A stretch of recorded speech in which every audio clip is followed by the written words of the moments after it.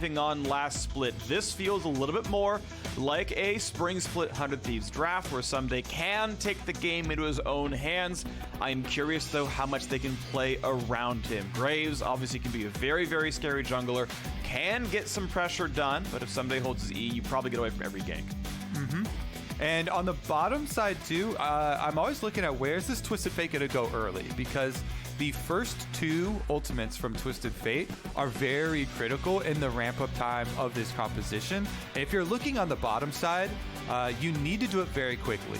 Mid laners now with the experience changes have a little bit of an extra lead on bottom lane experience. So Jensen will hit that level 6 far above the Kalista and Thresh, where they get so much safety down in that bottom lane. And then it becomes much more difficult even with a Twisted Fate to try and force that. So I'll be really looking at that timing closely for Jensen if he can gain some room at that level 6 spike. Yeah, always eyes on the Twisted Fate as that goes down. Going to be the one I'm looking for the most here because, hey, TF has been explosive. It's been a fun champion. Love watching it get played, especially in pro, and seeing where he goes, right? It is the most surefire way of telling you what this game is about. When he shows up in that lane, like, yep, this is the lane we're trying to gank. This is what we're trying to force down. This is what we're trying to get 600 gold. Let's go.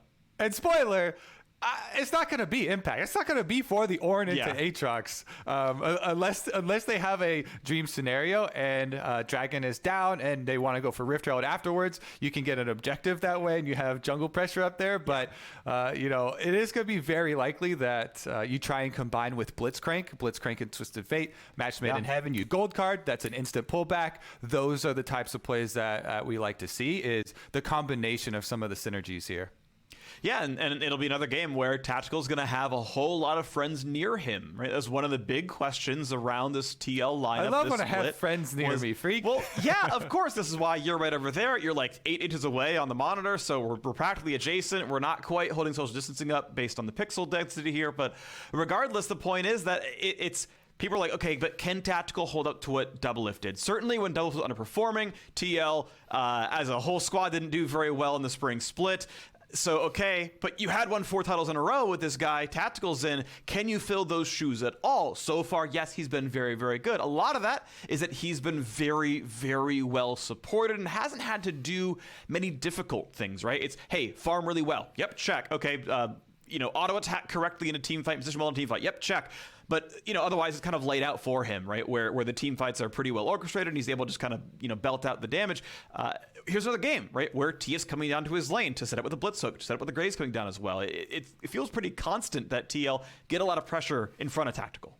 And as far as Tactical goes, I feel like we already are moving past him living in Doublelift shadow and are moving past, everyone constantly having these comparisons, because he is really building his career in his own right very successfully now, I believe, working really well in with this Team Liquid roster that has all these super experienced players. And I'm super excited to see how they continue to build on that, especially him and CoreJJ specifically, doing so much and having so much time invested in them as partners. Yeah, it's been super duper successful. Very happy about them. On the other side, for 100 Thieves, it is an uphill battle so far. A 0-2 start to the split, but of course they can still pick up wins. Lots more games to play. It's just kind of unlucky. All of their games so far have been against undefeated teams. It's been a really difficult strength of schedule for 100 Thieves, and I think that sells them a bit short. I think they are still a solid team, but they're against some of the very best squads they could face right now, and it's I think, giving a bad eye test when they're better than they look. For sure. They had, in my opinion, the most difficult starting schedule for week 1. Cloud9 and EG, like you said, 2 undefeated teams, 2 of the best teams from last split as well. So they really started out with some tough competition. Definitely had a lot of mistakes themselves to clean up regardless. And I think that now is definitely a time where they can show that improvement. Because Team Liquid here did come out with a 2-0 themselves, so 100 Thieves continue their schedule of going against undefeated teams. Whenever you have blitzcrank, of course, everybody is very wary of the level 1s, so some defensive wards come out in the pixel brush, and they do get side on CoreJJ. Yep. Double trinket wards come down, no big deal, and we wait to see if there's anything special going on. Looks like no. It's special. It is Olaf. Yep, already there. Burns the cleanse, hook back in for some damage. Poor Ryoma has to deal with that already. Don't you love it when something you're talking about in Champ Select just shows up on screen 1 minute into the game here? Twisted Fate gold card into the blitzcrank hook there for CoreJJ. Not only is it the cleanse, which actually has a really short cooldown, so sometimes that's hard to really take advantage of blowing that summoner, but they got a decent almost 200 damage chunk there in the level 1 as well. So burning through the health potion already for the first one for Ryoma. Sets up a little bit easier of a time to take control of that mid wave. And again, we're going to keep our eyes on tracking Jensen and his progress towards that level 6 to try and make the big play. Ssumday goes for the decent trade on Impact, who dodges 2 out of 3 sweet spots. Yeah, nice step in, predicted the dash forward from Ssumday, got out of the sweet spot, allowed him to easily walk away without getting crowd controlled again right there. Do want to point out, 10.12 had nice buffs to Ghost, which Jensen is now running, no longer has the ramp up time onto it, you get quick right away. Longer cooldown, but extends the duration if you get a kill or assist in a fight. So might see him zipping around for a really long time in these battles, which is going to be fun to watch for. Always nice to track systems changes in the game. Early and that lane one push goes to bot side. That one's most critical for mid laners because mid laners always used to use Ghost as the instant dodge button. And Jensen is a guy who was always applauded for his ability to dodge ganks, dodge skill shots. So now that Ghost has that instant speed you're talking about, doesn't have to wait on the ramp up time. I'm looking for Jensen to, hold his flash in a lot of scenarios, just use the Ghost and go for the side steps. Azir Shurima Shuffle can be one that's a little bit difficult to sidestep, but again, sometimes you can see people moving forward into it and trying to outplay that way. See if you can get the gold starred counter initiation. So a lot of options for him still. Meteos has gotten the top side Scuttle Crab. They were split as Broxah went down bottom and got a little bit more safety here for Tactical and CoreJJ. Yeah, do want to point out the kind of comparison point here as we look at things go down. 100 Thieves had tried to send their dual lane to the bottom river to see if they could stop the Scuttle take. Didn't quite happen.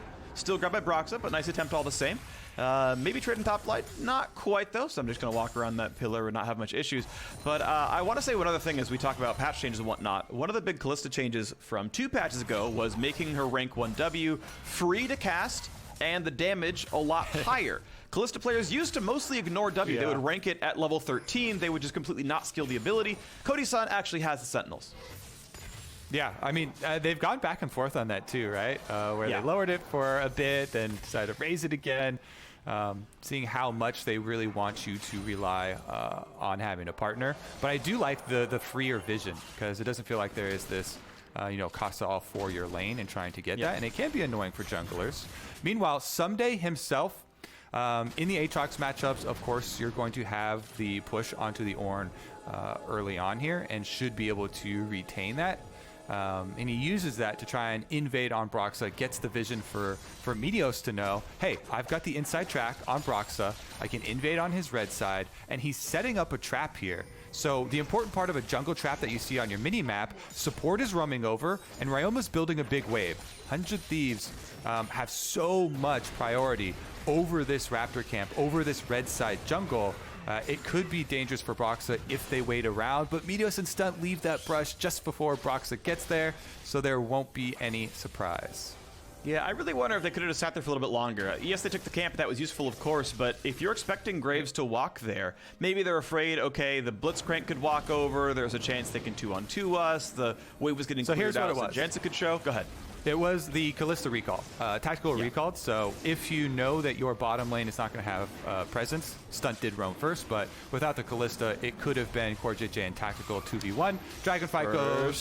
Fight coming in. He's going to flay forward. Tactical jumps back, stays safe. Jensen's there. That's an easy kill, and first blood goes over to Broxah as the fight continues. The TP's coming in for both sides. Impact sounds the Ornn goes to knockup, hits that Ryoma. There's the grab. The steal comes through. Blue team Ocean Drake. Liquid get everything they could want, and they're still going for more. Meteos chunked low, finds a slow, 200 health. That's going to be Broxah finding the second kill of the battle.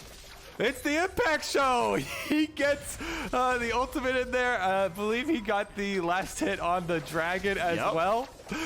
Both of the kills do go where they want the money also. So that is just a dream scenario for Team Liquid.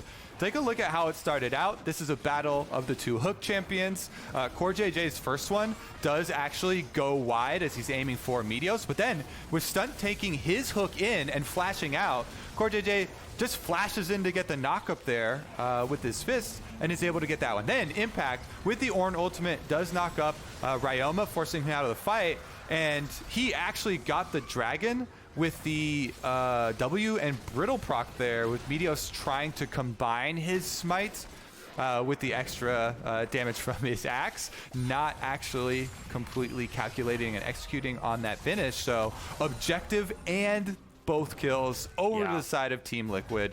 Dream start. That's already rough. Man, there's a lot we could like continue to unpack then about that one. I think the Cody Sun recall allowed him to have boots for the Drake fight, so he had better items than tactical. Like there's logic to that kind of play, but yeah, I wonder if they had like done the jungle trap. But now here comes the play in tactical. Flay's not going to land, but the slows, well, they're going to land one of them, but tactical's still going to get away from that one. The hook into the turret. Goodbye, Meteos. Tactical on the board, set up easily. An alley-oop from CoreJJ. Now Thieves have to walk out. Cody Sun pulls the aggro. That's 300 health missing there, but they'll walk away staying alive. Oh man, it's a tragedy after tragedy for 100 Thieves. Broxah wants to make it a little bit worse for them. And he's running quickly. The hook's gonna land again. CoreJJ rarely misses, and when he hits, a kill comes through. Team Liquid off to an amazing start.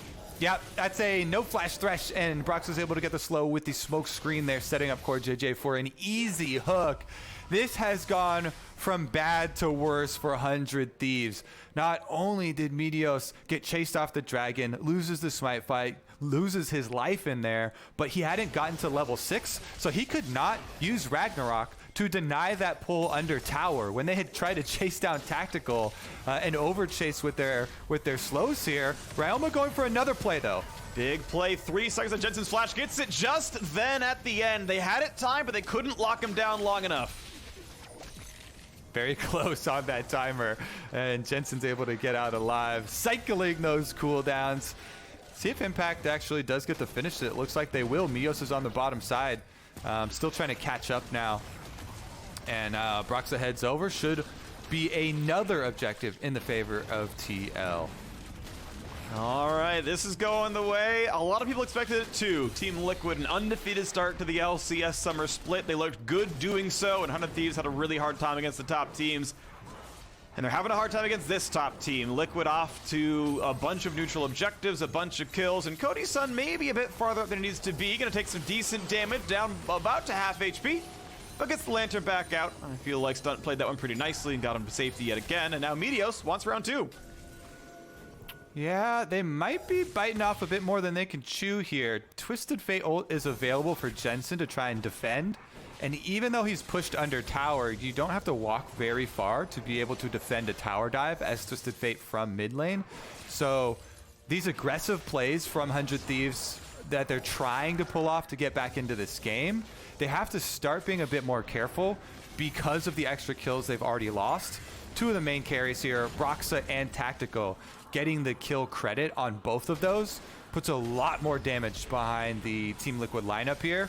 And with Jensen able to port around on Twisted Fate and just apply the gold cards to catch anyone off guard, it really does mean Team 100 Thieves have to be a lot more calculated with the next move. And they're going to have to be. Right now, you saw, or a couple seconds ago, you saw the attempt at a Raptor steal, but the smite, I believe, went to Broxah, so he didn't lose all too much down there. Comes out XP ahead, as jungles are pretty close in farm overall, and I feel like I take the late game Graves, so feeling a bit bad for Meteos here, who's not been able to power farm as much as maybe he would have wanted to. A couple of steals here and there, but overall behind in this game. Once again, Core walks up, looks for a play, not going to find it. 100 Thieves playing very defensively and staying out of range of those hooks, as Broxah was there for follow-up. We can see the next Drake spawns in just about 8 seconds. Team Liquid got the first one thanks to some good play to Impact, and likely to get the second one afterwards. Yeah, it's a really rough situation for 100 Thieves because they're the ones who draft the Kalista Thresh bottom lane. It's supposed to be this big powerhouse of crowd control and options to start off these team fights, but with the lead that Team Liquid have, being able to use Rift Herald down bottom, they're going to chunk down 2 more of these turret plates and set themselves up for the dragon. Meteos is trying to farm right back into it, but it's a Cinder Hulk Olaf. You have no presence. This early into the game, it's so easy for an Ezreal and a Graves to kite that Olaf. who doesn't have a lot of threat behind him. And so they won't even challenge on the Dragon, and it's just going to go over to Team Liquid. They're stacking them really quickly. That's number 2, only 11 minutes, 40 seconds into the game. Of interest is the fact that Team Liquid did not even really go for the plates either. They summoned the Herald, but no one was in the I could call it XP range, the range to get the local gold off those plates dropping. So 320 gold just kind of disappeared into the ether, but they did it so they could make sure they get the Drake, and now the play over to the jungle forces the flash out of Broxah. They know the re-engage could have been explosive. They chose to pull a tactical over to make sure they were safe to get that Drake, and they got that objective, just not the extra gold. The gold range for acquiring the gold off of Rift-Tailed when you cast it, it was greatly extended too, and I have definitely gotten it like halfway up the river before. Really? Yeah, so there is a very decent chance that they still did get it. The increase in range was gigantic.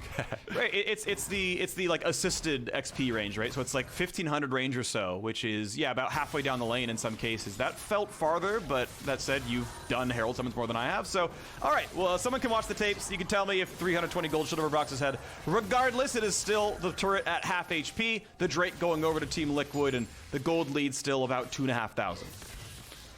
All right, where's the next play going to be?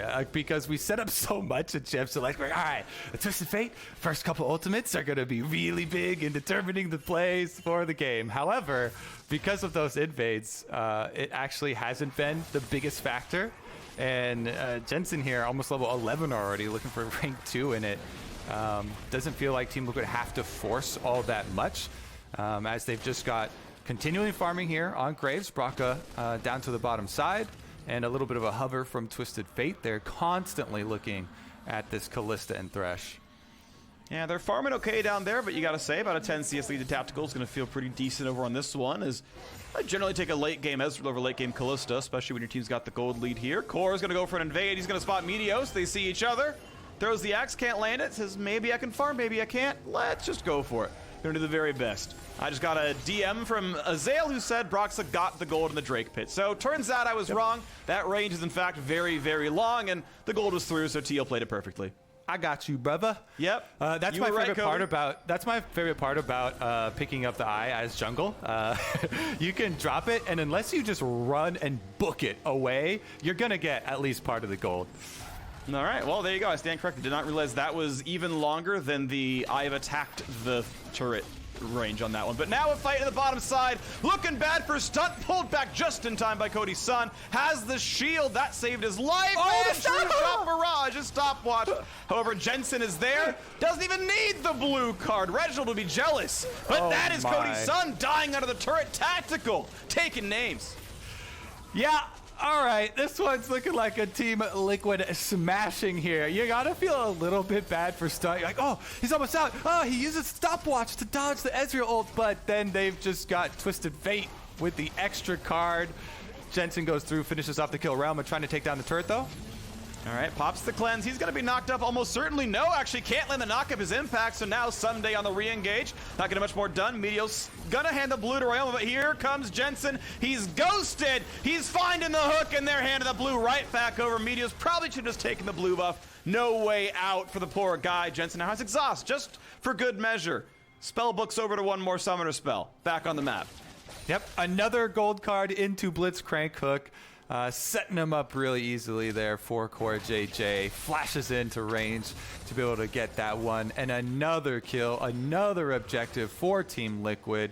Doing a very good job of snowballing here and showing that they can also, you know, have Broxah on the carry, have some CC options with the other members to set him up. Here's another look at CoreJJ going for that hook. There was a controller in the bush, so there's no vision. There's another hook. It was another kill. Stunt's down. Core's going to lose his life for it. And finally, 100 Thieves are on the board. The first kill of the game is a trade off of a CoreJJ pickup as rest of 100 Thieves collapse down. 3,500 gold to work back from, though. Yeah, but we got to give some credit to them. They continually trying to look for their way back into this game. They're pushing down mid lane turret, trying to get some objectives there, looking for kills wherever they can. That's the first one to the name of 100 Thieves, and they've got a very long road to try and come back, but they're making another attempt here, catch an impact. And this is Impact having nowhere to go. Flashes the wall into enemy territory, which is maybe a bit greedier than is needed. Regardless, Meteos flashes to chase it through, and, well, flash for flash, get the kill. Not too bad there. So at least something on the board. 100 Thieves slowly clawing their way back in, but it is a very uphill climb. Again, points for mental fortitude here. Untiltable. 100 Thieves still looking for the plays. Now they're looking to capitalize. Dead impact for another 14 seconds. Meteos out of mana, but he can wait on the next cooldown of his E to combo E and smite. Ooh, and almost walked into hook range. Smite, no, Ren's gonna make it happen. The flay backwards means a kill on a Broxah. And that is 3 straight kills for 100 Thieves, plus a Drake picked up. They are turning the corner. Still more to do, but that's a great look at the mid game. Rally caps on, Freak. 100 Thieves fighting back here out of the early deficit. Ryoma just whacking away in the PvE category there. Takes down another turret with the Azir as well. Here's another look at how it started on the mid lane, though. Jensen and Impact trying to finish that one off. And they do get the hook onto Thresh once again. Stunt getting locked down. Then, of course, the chase down and collapse comes through. Immediate ultimate there. From Meteos to continually land the slows on the CoreJJ. Make sure the kill doesn't go unanswered. Support for support. Alrighty, so on the map we go yet again. 2,000 gold the difference. Not that bad anymore. The farm lead, 20 here on Ssumday. About to be about 28 as the wave goes down. So he's going to feel pretty comfortable up here. Has the kill compared to the assist, probably up in gold. And that'll be a nice thing to watch for. If that 1v1 can keep looking exciting for the 100 Thieves top side. Stunt gonna grab some quick farm off the mid lane as you expect, and you know, if the minutes start with a 1 and it's a 4-digit number, dual lanes in the mid lane. They're gonna chill there for a while. Your mid laners go to the side and you just kind of continue to pivot around the central part of the map. Tactical looks for poke, not quite gonna land it, but we know 3 auto attacks will knock down that mid lane turret, and whenever TL wants to pressure it, it'll fall. Yep, the next evolution here for Team Liquid to try and continually push this lead ahead is to keep Tactical in mid lane with CoreJJ, and then use Jensen split pushing on Twisted Fate to get a side wave pushing and allow him to use Twisted Fate ultimate into either the blitzcrank or the Ornn, and layer those crowd control abilities so they can find their pick that way. And since Tactical is on Ezreal, it's very easy for him to capitalize if someone does get picked off. Very mobile champion, can add a lot of damage with the ult and long range very easily. Okay, so looking for those long range plays again. Right now, looking again at the map state. 8-3 in kills, but equal in turrets and close in Drake. Certainly something that can work down here. The top lane turrets alive on both sides. The next major objective, probably 2.5 minutes to go to this Cloud Drake spawn. Thunder Thieves have 1 for the ulti cooldown, which honestly, I would argue almost the biggest deal for Kalista. That ulti CD is so very, very long. It's often not up for your second team fight in a row. That can actually help Cody Sun and by extension Stunt quite a lot there. Yeah, probably mostly Stunt. Yeah, as he's been the one targeted. Here we go though. Oh, that is a bro move. Walks in, says, I'll pull you right back out. Don't worry about it. I like the play. They played it nicely, but now watch out for the re-engage as Jensen shows up. Herald some in the mid. How much of this turret will they take down? Because Ssumday is going to feel confident to hit it once. Ezreal comes in and lands on a Stunt, who's got to be a bit more careful. And CoreJJ goes behind the wall to look for the play, look for the engage, look for the hook. Not going to find it just yet, but the turret's going to fall.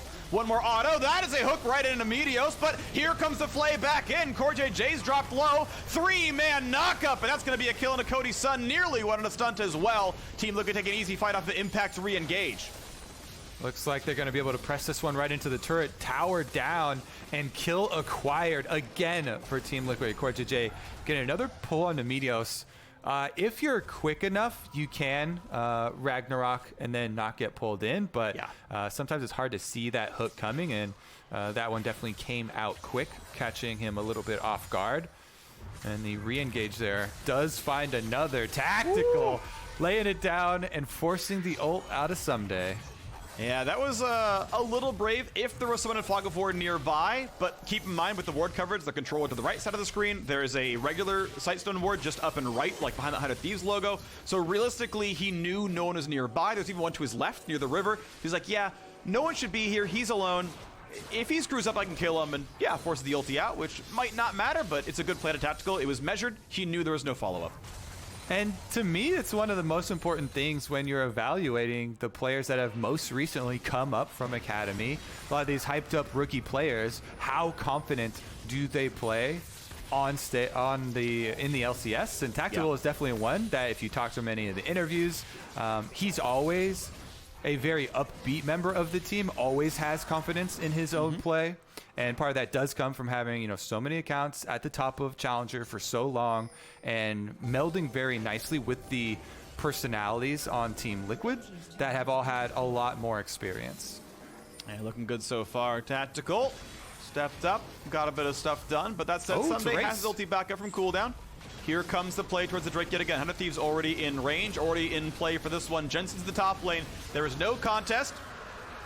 Cloud Drake number 2, not terribly consequential. 100 Thieves gonna get that and a recall. Team Liquid gonna get top lane tier 2 and the middle inhibitor turret. So 2 turrets and useful ones in trade for a Cloud Drake, as Liquid taking a, I would say, proactive play, and that it gets them farther ahead in this game. Most definitely the correct call there for Team Liquid to just push ahead. Inhibitor turrets down. Meteos wants to make them pay for it, slows on impact.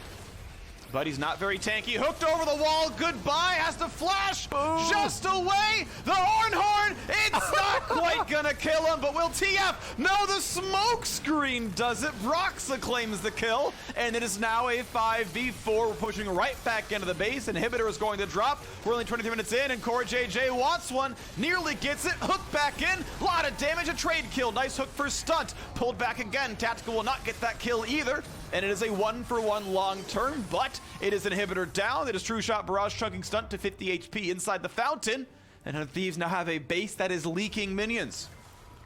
Critical defense for them right there, and big that they do get the kill on a CoreJJ, though at least they don't let Team Liquid immediately run to pick up that Baron. That could have been game over if they weren't able to get the counter kill there, if they gave up any more at the Nexus turrets.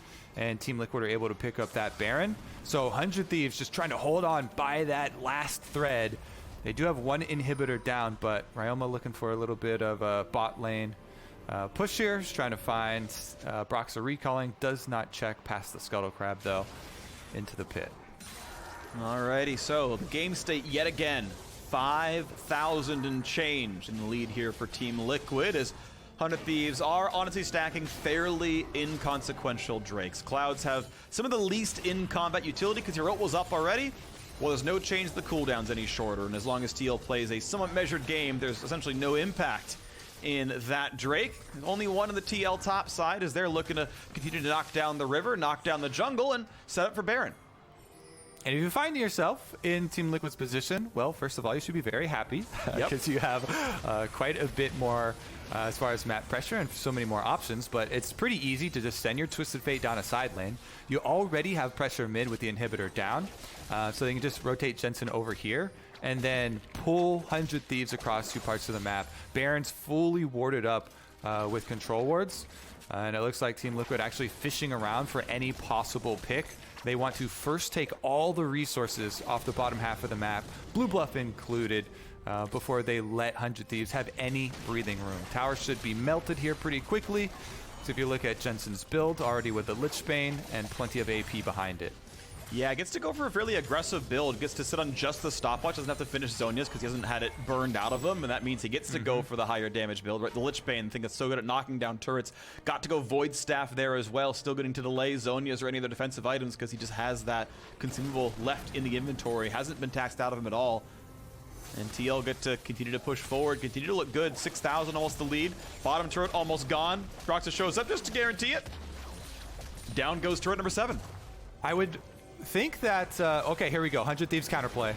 All right, this has to be, it has to work. It has to work here. Impact's going to flash away and walk slowly, but he's slowed yet again. Problem is, the rest of the team is showing up, and all they get is a flash and nothing else. And actually, there's some danger already. A lantern has to be used because he was slowed, and TF could have followed up. Instead, its pressure still on the map. It's 100 Thieves stuck inside their base, hemmed in, as Jensen still pushing the bottom side. Now the re-aggression, the hook back in, looking to kill that impact. A great play. Wonderful out of Stunt right there. Waited for the opportunity, pulls him right back in, ignores the move block, and with flash down, that's a kill. And the timing's not too bad. We know Baron's on the map. Impact, though, will be able to TP in if there is a Drake play. Yeah, 100 Thieves, they have to keep looking for these opportunities. And after the first attempt there with Impact blowing his flash, he gets a little bit too full of himself after they're able to chase 100 Thieves off, moves right back up, and 100 Thieves take the only opportunity available to them. They kill Impact, 17 seconds left on him, and they're burning down Baron. All right, Jensen has Summoner TP, and he's very far away from Ssumday, so that will not be canceled. When does the squad come in? 2,000 health left on Baron. Can he get it? You've gotta be kidding me. Broxah comes into the pit, grabs the Baron. They get 2 kills over the top as well. 100 Thieves had the chance in their eyes, and they've been blinded. This is gonna be Ryoma running for his life. There is no way out of this one. Jensen's gonna find him. He's running fast as lightning. Impact grabs another kill, and it's one man left alive. Ssumday is not going to defend this base. Well played there. That was a play born of desperation from 100 Thieves. They really wanted to try and make a game comeback play right there off of the pick that they got onto Impact. But Team Liquid able to collapse, obviously, and Broxah even gets the smite for them.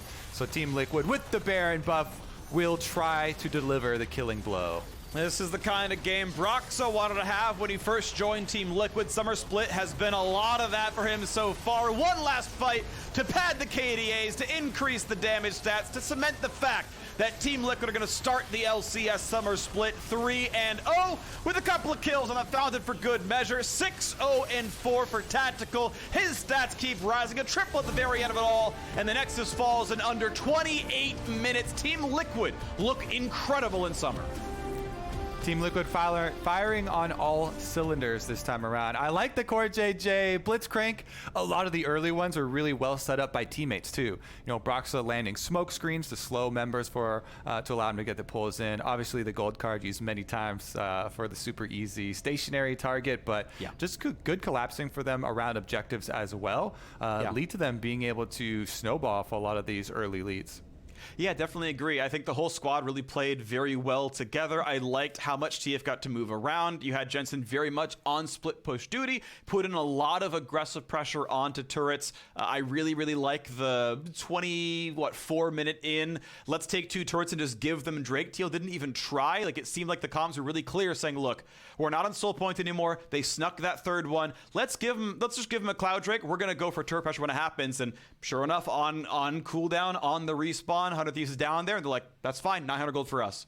Yeah, and the dragon stacking, they didn't have to rely on Soul to be able to win this game. So really good call there, going for the gold, just pushing the lead ahead and knowing they can win it off of Baron instead. Plus, Broxah got off Trundle duty, so I know he's happy. Yeah, got to play Graves and did some good stuff, right? Got the phase rush off, sort of running people down. Got a Baron steal, which was pretty sick. Got to be part of a successful kind of Drake fight. So positive things to say here for Team Liquid. Well done to them. Sad for 100 Thieves that it's a 0-3 start, though I do think they'll start picking up wins from here as their opponents get easier. So hold out hope for the faithful of 100 Thieves, because I think they're still a pretty solid team. There were some good moments in that game. But we're going to step away for a quick commercial break. When we come back, the Tigers will talk with the victorious bot laner in the Verizon post-game interview.